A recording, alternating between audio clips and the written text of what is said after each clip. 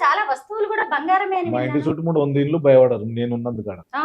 నేనున్నందుకు మా ఇంటి చుట్టుముట్టు 100 ఇండ్లు ధైర్యంగా ఉంటాయి. అవును. నిజమే. మీరే ఒక పహిల్వాన్ గదా! అంతే. నిజమే. మీ బ్యాక్‌గ్రౌండ్ కూడా తెలుసుకోవాలి. బ్యాక్‌గ్రౌండ్ ఒరిజినల్ అది. ఇప్పుడు మనం ఇప్పుడు చైన్‌లేసుకొని షో టాప్ చేసుడు కాదు. మన హ్మ్. గోల్డ్ ఉండని లేకపోని ఆ హ్మ్. ఒరిజినల్ అనేది వేరే. హుహు. అది మా ఫాదర్, మా తాత దిక్కెళ్ళి అది పైల్వాన్ అనేది వచ్చింది. ఏం చేస్తూ ఉండేవాళ్ళండి? మా తాత పటేల్ ఉండే. హ్మ్. అప్పుడు గన్ ఉంటది మా తాతకు కాడిగూడలో పటేల్.